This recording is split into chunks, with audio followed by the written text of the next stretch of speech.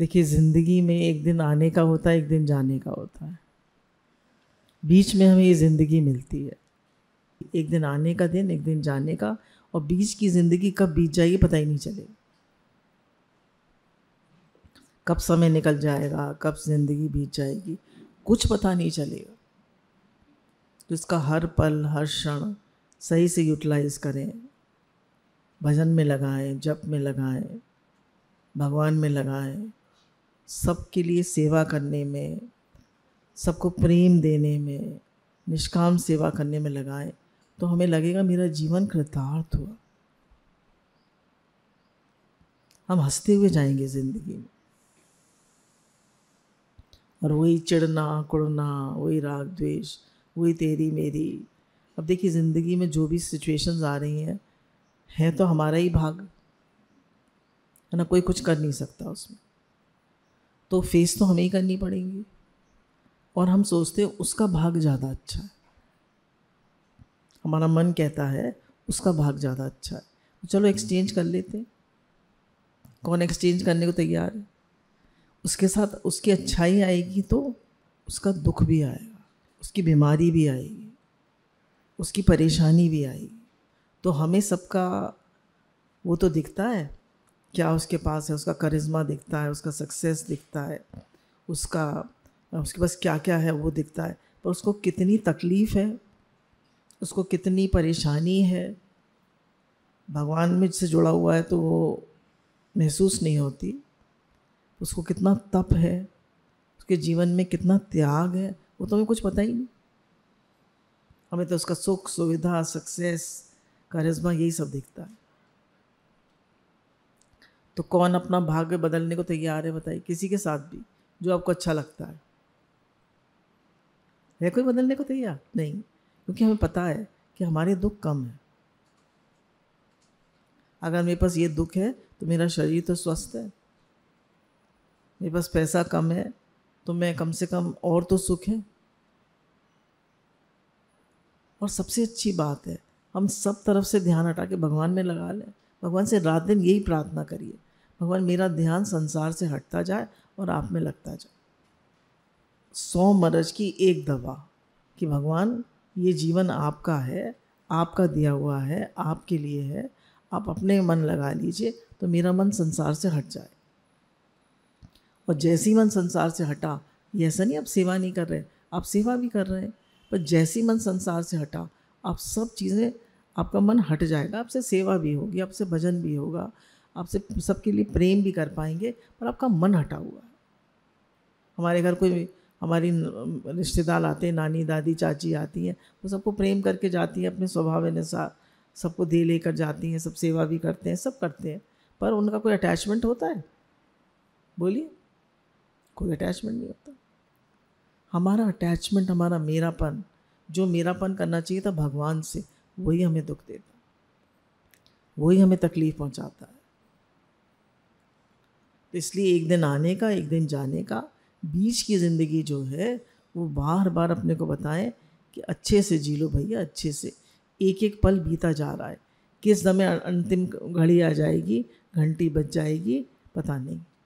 जो 60+ हो गए हैं उनको तो पता है, खूब पता चल रहेगा, कुछ 50+ भी है। तो ज़िंदगी तो जा रही है ना, बड़ी स्पीड से जा रही है, बड़ी फास्ट जा रही है। सुबह होती है, शाम होती है, उम्र यूँ ही तमाम होती है। रोज़ सुबह शाम होती है, उम्र यूँ ही तमाम हुई जा रही है, पता नहीं चल रहा, एक एक पल, एक एक क्षण बीता जा रहा है, बीता जा रहा है। बहुत गई, थोड़ी रही, थोड़ी भी अब जाए, समय बीत रहा है, जीवन जा रहा है। कभी कभी अपने को भजन करने को क्यों बताते हैं कि भजन करो, जप करो, क्यों बताते हैं? क्योंकि थोड़ी देर आप अपने साथ बैठते हैं, थोड़ी देर आप भगवान के साथ बैठते हैं, तो आपको लगता है मैं अपनी ज़िंदगी का क्या कर रहा हूँ, किस ओर तेरी मंजिल, किस ओर जा रहा है, तेरी मंजिल क्या है, जा किस ओर। अगर आप सेटिस्फाइड हैं, आप खुश हैं, मैं ठीक राह पे चल रहा हूँ, वेरी गुड, एक्सेलेंट। आपको 10 में से 9, पर हम 10 में से 10 तो नहीं कहेंगे, पर 10 में से 9, 8, ताकि प्रोग्रेस करने का और मौका रहे। और नहीं तो अगर हम खुश नहीं हैं, देखिए, सबसे बड़ी है मन की शांति और मन की प्रसन्नता, है या नहीं? अगर आपके मन में शांति है और प्रसन्नता है तो आप पास हैं। और आपके मन में शांति नहीं है, प्रसन्नता नहीं है, उद्वेग है, हलचल है, परेशानी है, टेंशन है, फॉर पास्ट फ्यूचर थिंकिंग है, क्या होगा, कैसे होगा, ये सब है, तो कहीं ना कहीं आपका भगवान के प्रति समर्पण कम है। भगवान के प्रति हमें पूरा समर्पण चाहिए, पूरा full devotion, firm faith without shake, ऐसा विश्वास, ऐसा समर्पण जो कोई हिला ना सके। तो विश्वास और समर्पण जब हमारा पूरा होगा तभी भगवान की कृपा होगी और तभी भगवान संभालेंगे। भगवान कहते तू मुझ पे विश्वास तो कर, तेरा विश्वास ही डगमगा रहा है, भरोसा तो कर, समर्पण तो कर। भाग तभी साथ देता है जब मेहनत और लगन का सहारा होता है। कहने भाग कब साथ देता है? जब मेहनत और लगन का सहारा होता है। मेहनत भी है, पूरी मेहनत कर रहे हैं, लगन भी है, भगवान पर विश्वास भी है, नेगेटिव थिंकिंग नहीं आती मन में, कैसे होगा, होगा कि नहीं होगा। अरे हम अपनी तरफ से कोशिश कर रहे हैं, लगन भी है, विश्वास भी है, तो भगवान ज़रूर कराएंगे। ऐसा भाव रखें, ये नहीं सोचें कैसे होगा, क्योंकि जो ये नेगेटिविटी है ये हमारी कोई भी हम काम कर रहे हैं उसमें सफलता में एक क्वेश्चन मार्क लगा देती, क्योंकि हमारी वाइब्रेशन पॉजिटिव भी जा रही है और नेगेटिव भी जा रही है। और गुरु कहते हैं पॉजिटिव और नेगेटिव दोनों वाइब्स जाती है तो दोनों का असर होता है। तो पॉजिटिव वाइब्स भेजे ना, भगवान है ना साथ, गुरु है ना साथ, सब कराएंगे। Why fear when God is near? जब भगवान साथ है तो डरने की क्या बात है। जब हम भगवान की कृपा पर विश्वास करेंगे और जहाँ भी देखेंगे वहीं भगवान की कृपा महसूस होगी। कह रहे जब भगवान की कृपा पर विश्वास करते हैं तो जहाँ भी देखेंगे वहाँ भगवान की कृपा महसूस हो। सुख भी है तो भी कृपा है, दुख भी है तो भी कृपा है, कृपा ही कृपा है। हम लोगों को सुख तो कृपा लगती है पर दुख कृपा लगती है? बोलिए, दुख नहीं लगती कृपा। कोई तकलीफ़ आ जाए, कोई कष्ट आ जाए, पर वो भी कृपा है, वो बहुत बड़ी कृपा है। वो हमारा भगवान पर से प्रेम कराती है, भगवान के प्रति समर्पण कराती है, भगवान में विश्वास पक्का कराती है। कल में एक स्टोरी हम लोग सच्चा दृष्टांत है, एक उसकी कल्याण का एक इशू निकला है जिसमें कि सत्य घटनाएं हैं।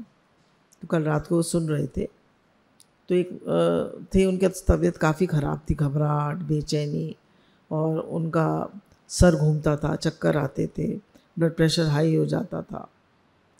डॉक्टरों ने कहा दिन भर लेटे रहिए और कुछ काम मत करिए। पर वो बराबर पहले भी रामचरितमानस का पाठ करते थे, तो बराबर करते थे। तो उनको लगता था मैं लेटे लेटे चक्कर आ रहे हैं, कैसे करूं। तो उस दिन की माँ का वो था, जिस दिन उनकी माँ का शरीर पूरा हुआ था, जो जोत में समा गई थी, उस दिन वो कीर्तन रखा करते थे शाम से रात को जितनी देर भी चले। तो उस दिन रात को सोते सोते उन्हें 1 बज गया था, सर घूम रहा था, चक्कर आ रहे थे, बहुत ज़्यादा परेशान थे। तो उनको लगा ये मेरा अंतिम समय है, अब शरीर जा रहा है, कोई डॉक्टर की दवा काम नहीं कर रही, कुछ काम नहीं कर रहा। तो उन्होंने कहा मुझे जीवन भर रामचरितमानस पढ़ने का अभ्यास था। उन्होंने रामचरितमानस उठाई और पढ़ना शुरू कर दिया, क्योंकि अब ध्यान दीजिएगा पहले से उनका अभ्यास था। अचानक वो पढ़ते तो पढ़ लेते? बोलिए, क्योंकि पहले से उनकी प्रेपरेशन थी, पहले से उनका अभ्यास था। ऐसे ही पहले से आपको जप करने की आदत है, पहले से आपको कोई अभ्यास करने की आदत है, आपने भगवान से कनेक्शन जोड़ा है, तो दुख में वो कनेक्शन काम आए। अब आपका कनेक्शन ही नहीं है। जैसे गुरुजी बताते हैं, आप बैंक में गए और कहा 1 लाख रुपया दे दो, कहते हैं अकाउंट है? कहते हैं अकाउंट तो नहीं है, कहाँ से मिलेगा? तो आपने भगवान से कनेक्शन जोड़ा, आपने अकाउंट खुलवाया, कैसे कृपा महसूस होगी। तो बोले उस दिन के बाद से मैंने रामचरितमानस का पाठ नहीं छोड़ा, और धीरे धीरे टाइम तो लगा पर मैं बिल्कुल ठीक हो गया। और कहा वो मृत्यु की घड़ियां गिन रहे थे। तो कुछ हमारे जीवन में नियम जरूर होने चाहिए, नियम का बहुत महत्व होता है, क्योंकि उनसे हमारा एक जीवनचर्या बन जाती है, एक वो कनेक्शन बन जाता है भगवान से कि हमें तो ये तो करना ही है। तो वो सब चीज़ हमें याद आती है। बोले जो आपको याद होगा वही तो अंतिम समय काम आएगा। अब वो लेटे हुए हैं, अब उनको कुछ चीज़ें कंठस्थ होती तो वो सब वो रिपीट कर सकते थे या नहीं? बोलिए, रिपीट कर सकते हैं। आपको कुछ पाठ कंठस्थ होंगे, कुछ भागवत रामायण पढ़ने का अभ्यास होगा, कुछ भजन गाने का अभ्यास हो, कोई तो अभ्यास हो तो आप उसको गा सकते हैं। थोड़ा सा शरीर से अलगाव होता है, मन वहाँ से हटता है इन चीज़ों से। तो कह रहे भगवान की कृपा पर विश्वास रखिए, भगवान की कृपा आपको हर जगह दिखाई दे। और कृपा क्या है? हमें शुद्ध करना है। शुद्ध कर रहे हैं भगवान, हमारे पाप काट रहे हैं, हमें निशुद्ध और निर्मल कर रहे हैं, हमें एक बेटर ह्यूमन बीइंग बना रहे हैं। तो गुरु यही कह रहे हैं कि कृपा को फील करो। पैसा कम है, ये भी कृपा है, हम भारमुखी नहीं है ज़्यादा। तबीयत ठीक नहीं है तो भी शरीर से अलगाव करना आएगा, भजन में मन ज़्यादा लगेगा। हर चीज़ विपरीत है। किसी किसी के जीवन में हर चीज़ विपरीत होती, किसी के जीवन में कुछ अनुकूल होता है, कुछ प्रतिकूल होता है, किसी के जीवन में ज़्यादा प्रतिकूल होता है। तो वो भी भगवान सहन करा रहे हैं। कितने कर्म काट देंगे, अपनी ओर खींच रहे हैं, अपना बना रहे हैं। तन जितना घूमता रहेगा उतना स्वस्थ रहता है, और मन जितना स्थिर रहे उतना स्वस्थ रहता है। तो जो भगवान से जुड़ने का काम है वो नियम से करें। तो कह रहे हैं अगर जितना तन घूमता रहेगा, सेवा करते रहेंगे तो स्वस्थ रहेंगे। एक्सरसाइज, टहलना, सेवाएं करना, आप स्वस्थ रहेंगे अंतिम समय तक। और मन जितना स्थिर रहेगा, मन कैसे स्थिर रहेगा? संसार में लगा के। बोलिए, संसार तो नित्य परिवर्तनशील है, कैसे स्थिर रहेगा? संसार तो नित्य परिवर्तनशील है ना, उसमें लगाकर मन कैसे स्थिर रह सकता है? मन तो तभी स्थिर रहेगा ना जब हम भगवान में लगाएंगे। भगवान स्थिर तत्व है। कभी भी मन परेशान हो तो यही कहिए, भगवान आप है ना, मैं क्यों सोचूं, मैं क्यों परेशान हूँ? आप हो प्रभु, आप हो। आप ही मेरी ज़िंदगी हो, आप ही मेरी बंदगी हो, आप ही मेरा प्रेम हो, मेरी रति मति गति सब आप में लगे। आपके अंदर से पुकार हो, अंदर से प्रार्थना हो, हे मेरे प्रभु, हे दीनदयाल, हे भक्तवत्सल, मेरे तन मन प्राण आप में लगे, मुझे आप प्यारे लगे। तो कह रहे हैं तन जितना घूमता रहेगा उतना स्वस्थ रहता है, और मन जितना स्थिर रहे उतना स्वस्थ रहता है। तो मन तो देखिए भगवान में, गुरु में लगने से ही, वाणी में लगने से ही, सत्संग में लगने से ही स्थिर रहता है, शांत रहता है। और तन जितनी हो सके सेवा कराइए, वॉक करिए, भजन करिए, जप करिए। अनंत ब्रह्मांडों की रक्षा करने वाले परमात्मा हमारे पिता हैं। फिर हमें किस बात की चिंता है? रक्षा करने वाले कौन है? अनंत ब्रह्मांडों के स्वामी। जब वो हमारी रक्षा करने वाले हैं तो हमें किस बात की चिंता है? वो कुछ गलत करेंगे, वो कुछ गलती से कर जाएंगे,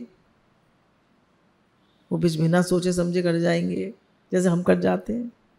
हम तो हैं तो उन्हीं की संतान, हैं तो उन्हीं के बच्चे, पर फिर भी हमारी इच्छाएं, हमारा मन, हमारा अहंकार आ जाता है बीच में। तो कह रहे भगवान से तो गलती नहीं होती। तो जब वो हमारी चिंता कर रहे हैं तो हम क्यों चिंता करें? मेरी चिंता हरि करे, मम चिंते क्या होत। तो कह रहे इसलिए भगवान के समर्पित होना सीखो। भगवान के समर्पित होना क्यों नहीं सीखते हम? जो अपना कल्याण चाहता है वह किसी के प्रति बुरी भावना न करे। कह रहे जो अपना कल्याण चाहता है वो किसी से ना तो गुस्सा करे, ना किसी से एक्सपेक्ट करे, और न किसी के प्रति बुरी भावना करे, और न किसी से कुछ चाहे। जब भी हम चाहना करते हैं तभी हमारी भावना बुरी होती है, और सब ठीक है। जो भगवान ने दिया है बहुत अच्छा दिया है, सब बहुत ठीक है। भगवान का हर विधान मंगलमय है। भगवान ने बहुत अच्छे से रखा है, बहुत कृपा है। शुक्राना शुक्राना शुक्राना शुक्राना, अनंत शुक्राने अनंत शुक्राने। हे नाथ, हे मेरे नाथ, अनंत शुक्राने। आपकी तो कृपा ही कृपा है। तो कह रहे हैं जो अपना कल्याण चाहता है वो किसी के प्रति बुरी भावना नहीं करता, अपने भावों की रक्षा कर। मेरे भाव सदा अच्छे रहें, मेरा भाव किसी के प्रति खराब ना हो। अगर गुस्सा कर भी जाए, भाव खराब भी हो जाए तो फ़ौरन संभाल। अनार वाला दृष्टांत सुनाते ना गुरु कि भैया उसके भाव खराब हुए राजा के कि मैं टैक्स लगाऊं तो फ़ौरन अनार का जूस खाऊंगे।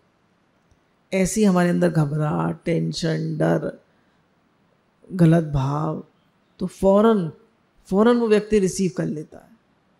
हम कहते हैं मैं तो बहुत अच्छे से बिहेव करता हूँ, बिहेव तो बहुत अच्छे से करता हूँ, पर भावों को तो चेक करो, है ना। काम तो बहुत अच्छे से कर रहे हो, सब बहू जो है सास को रोटी तो बहुत अच्छे से देती है, खाना भी अच्छे से बना के देती है, पर मन में क्या कहते हैं, मन में तो उतना प्रेम नहीं है, उतनी भाव नहीं है ही भगवान भाव नहीं है, चिड़चिड़ हो ही जाती है। तो जितना आप जप करेंगे, ध्यान करेंगे, भगवान में लगेंगे, उतना आपका मन शांत होता जाए, आपका स्वभाव सुधरता जाए। परमात्मा सम और शांत है, तो मेरा स्वभाव भी सम और शांत होता जाए। मैं आनंद स्वरूप हूँ, शांत स्वरूप हूँ, प्रेम स्वरूप। मेरे स्वभाव में हलचल, अशांति कहीं भी नहीं। मेरे क्यों इतनी हलचल हुई? कहीं रजोगुण आ गया, है ना, कहीं रजोगुण आ गया, कहीं इच्छा आ गई, तभी इतनी हलचल है। मैं अशांत क्यों? कोई ना कोई इच्छा है, कोई ना कोई अहंकार है। इच्छा और अहंकार ही मन को अशांत करते हैं, भाव को खराब करते हैं।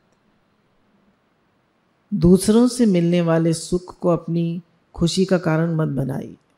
कहना सब हमारी सेवा करते हैं, पैसा भी है, सब परिस्थिति अनुकूल भी है, तो कहने दूसरों से मिलने वाले सुख को अपनी खुशी का कारण मत बनाइए। सुख स्वरूप परमात्मा से प्रेम करके उसे अपना बनाकर उनसे एक हो जाइए। तो यह सुख तो है, चलिए बाहर के सब सुख हैं, पर अपने शरीर में कष्ट है तो अब क्या करेंगे। तो मुझे याद है लास्ट के डेज़ में अम्मा जी कहते थे कि देखो तुम लोग सब मेरी सेवा कर रहे हो, सब परिस्थितियाँ अनुकूल है, पर जो मेरा कष्ट है उसे कौन दूर कर सकता है? कोई कर सकता है? कहते वो तो मुझे ही भोगना पड़ रहा है ना, वो तो कोई दूर नहीं कर सकता। पर क्योंकि उनका अभ्यास था भगवान में लगने का, है ना, उनका अभ्यास था, तो वो दुखी नहीं होते थे। कभी कभी शरीर का ज़्यादा कष्ट होता था तो उन्हें महसूस होता था, पर दुखी नहीं होते थे। बोले कष्ट तो महसूस हो सकता है पर दुखी नहीं होता। हाय ये क्या हो गया, हाय भगवान, हाय, बोले हाय हाय नहीं करता। तो कह रहे हैं भगवान से ही एक हो जाइए और संसार के सुख में सुखी, मैं ये नहीं कह रही मत होइए, पर उसको सुख का आधार मत बनाइए। आश्रय हमेशा भगवान का लीजिए। हम आश्रय पति का लेते हैं, बेटे का लेते हैं, पैसे का लेते हैं, सुख सुविधा का लेते हैं, भगवान का आश्रय लेते हैं? बोलिए। सुख सुविधा का, बाहर के संसार का आश्रय लेते, भगवान का नहीं लेते। आश्रय हमेशा भगवान का लीजिए। हर परिस्थिति गुजर जाती, ये भी गुजर जाएगा, ये भी गुजर जाएगा, ये भी गुजर जाएगा। तो कह रहे बाहर की सुख सुविधा को आश्रय मत बनाए, आश्रय भगवान का। गज की कथा आती है, सब कुछ, सब हथनियाँ बतनियाँ, बेटे बेटे सब कुछ कर ही नहीं पाए, 1000 साल तक लड़ाई चलती रही। फिर अंत में उसने किसको पुकारा? सूंड में लेकर कमल भगवान को पुकारा। तो भगवान तो हरि 1 मिनट में आ गए, हरि का अवतार ही इसीलिए हुआ। तो भगवान तो 1 मिनट देरी नहीं लगती उनको। कह रहे अपने आश्रय भगवान का लीजिए, संबंध भगवान से बनाइए, वो ही अपने, वो ही अपने, वो ही अपने।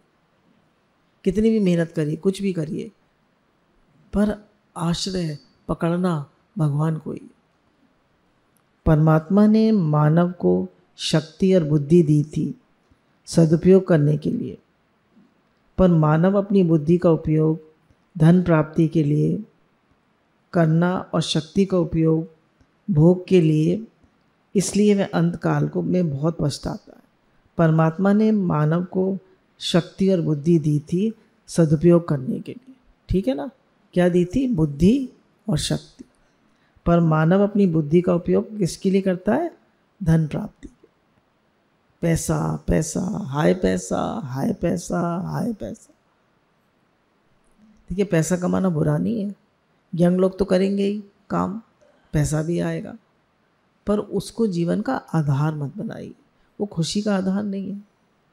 तो कह रहे हैं कि बुद्धि का उपयोग धन प्राप्ति के लिए करते हैं। सारी बुद्धि किस में लगा देते हैं? भगवान। विचार करने में नहीं लगाते, ये संसार क्या है, कैसे जा रहा है।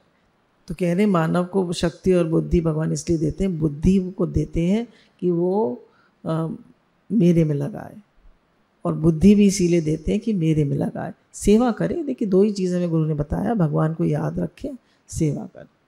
अब पुरुष का काम है धन कमाना, तो कमाए, तो भगवान को तो याद रखे। स्त्री का काम है घर को ठीक से संभालना, करे, सेवा करे, घर को अच्छे से रखे, सबकी सेवा करे, सबके लिए शुद्ध भाव रखे। तो कहना है बुद्धि को तो लगाता है पैसा कमाने में, और शक्ति को किस में लगाता है? भोग करने में। खाऊं पीऊं, मौज करूं, घूमूं फिरूं, मौज करूं। उसे मौज चाहिए, मज़ा मज़ा। मज़ा है तो सज़ा नहीं है, तो मज़ा के साथ सज़ा भी है। और भगवान ने मन लगाया तो कुछ सेवा अच्छे से करी, और भगवान ने मन लगाया, अब कोई सज़ा? बोलिए, अब कोई परेशानी? अब तो कुछ नहीं, अब तो मौज ही मौज है। अब क्या दिक्कत? तो कह रहे हैं जो व्यक्ति अपनी बुद्धि पैसा कमाने में लगाता है और शक्ति भोग में लगाता है, तो अंतकाल में बहुत पछताता है कि मैंने भगवान को तो याद किया ही नहीं, मैंने सेवा तो की ही नहीं, मैंने कोई अच्छा काम तो किया ही नहीं, मैंने किसी के दिल को तो छुआ ही नहीं। सत्संग सुनने से, जप करने से, कथा सुनने से, भक्ति करने से, क्या क्या बताया? जप, कथा, भक्ति करने से मानव का स्वभाव सुधरता है। स्वभाव, हमारा अपना भाव, हमारा अपना भाव स्वभाव सुधरता है, और जीव में परमात्मा के सद्गुण आते। कुछ लोग जो है निरंतर जप करते रहते हैं, उनके हाथ में काउंटर लगा रहता है, देख रहे हैं कि धीरे धीरे लोगों को जप की आदत छूटती जा रही है। तो आप लोगों से निवेदन है, आप लोग जैसे गुरु भगवान कहते हैं हमारे अन्नदाता हैं, आप लोगों से निवेदन है, प्रार्थना है कि आप लोग जप ना छोड़ें, हाथ में काउंटर लगा के रखें। और जब काउंटर रहता है तो वो थोड़ा थोड़ा चलता रहता ही है, जिनको अभ्यास है वो हर समय चलाते रहते। अंतकाल जो नारायण सुमरे सुमुक्त नर कहलाए, जब अभी हमारा अभ्यास होगा भगवान को याद करने का, तो अंतकाल में भी जरूर होगा, क्योंकि जीवन भर हमने किया।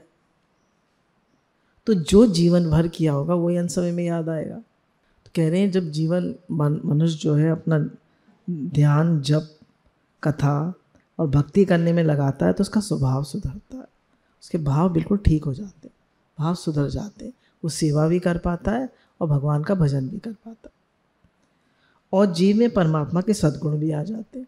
वो आनंद स्वरूप, शांत स्वरूप, प्रेम स्वरूप होता जाता है, सब खुद भी खुश रहता है, सबको खुशी दे पाता है, खुद भी खुश रहता है और उसके सानिध्य से सबको खुशी भी मिलती है। ये कितनी अच्छी बात है। पर ये आउटकम किसका है? सत्संग, जप और कथा सुनने का, सत्संग सुनने का, उसका परिणाम है। हम भी खुश हैं, हमसे सब खुश हैं, और नहीं भी खुश है। मीरा से कौन खुश था? तो वो तो खुश थी।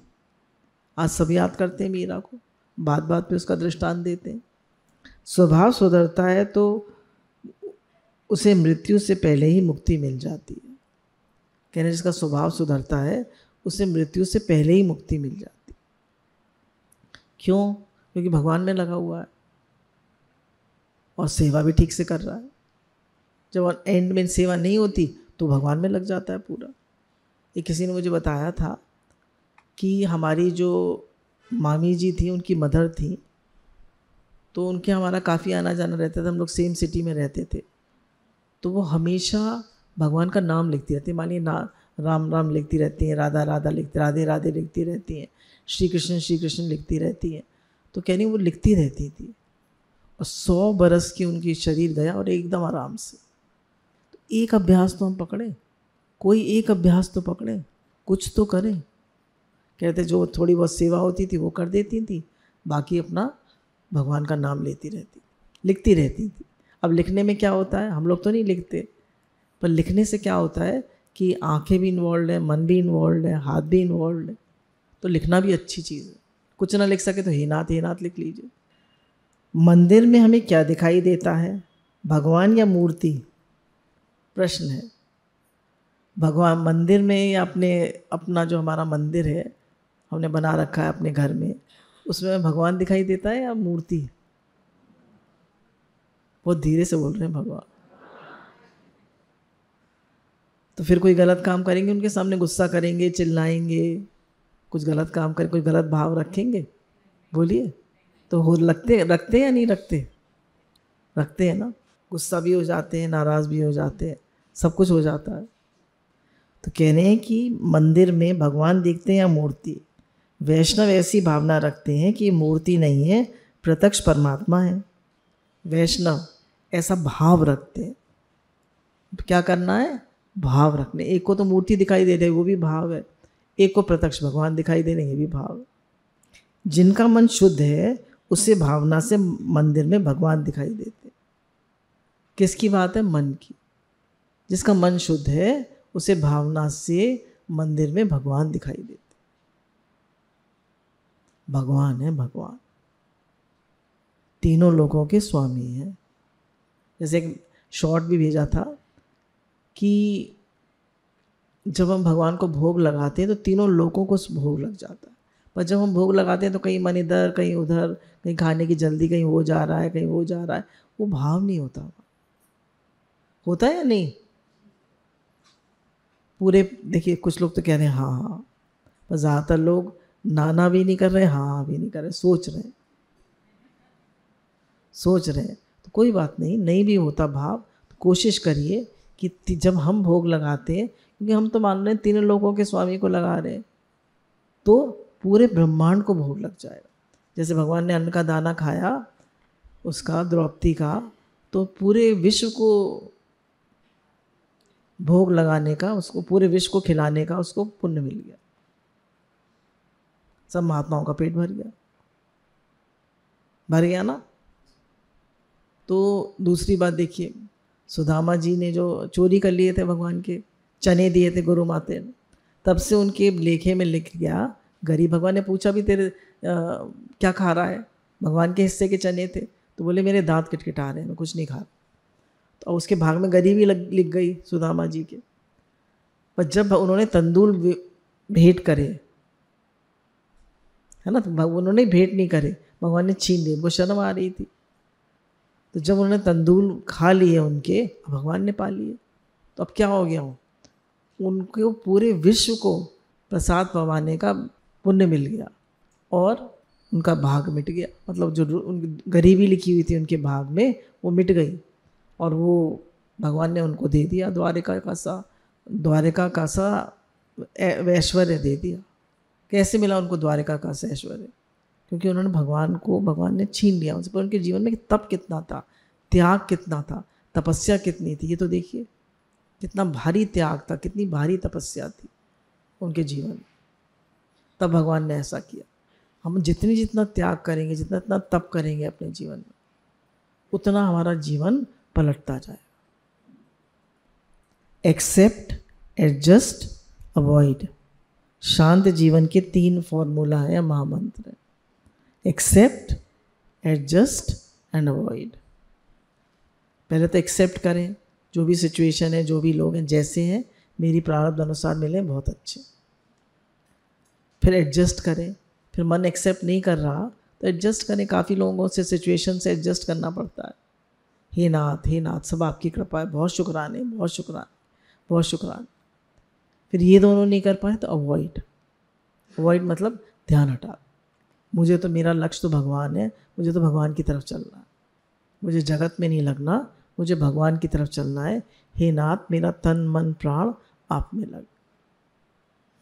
तो पहले एक्सेप्ट करो, सब बहुत बढ़िया है, सब बहुत अच्छा है, फिर एडजस्ट करो और फिर अवॉइड कर जाओ। सुख और दुख अपने नसीब से मिलता है, सुख और दुख अपने नसीब से मिलता है। अमीरी गरीबी से इसका कोई लेना देना नहीं। कह रहे हैं अमीरी गरीबी से इसका कोई लेना देना। हम जब अमीर हो जाएंगे तो हम खुश होंगे, क्योंकि रोने वाले महलों में भी रोते हैं, नहीं? और किस्मत में खुशियाँ हों तो झोपड़ी में भी हंसी गूंजती है। किस्मत में खुशियाँ नहीं होती हैं, सोच से खुशियाँ होती हैं। हमारे कर्म और सोच ठीक हो तो झोपड़ी में भी हंसी गूंजती।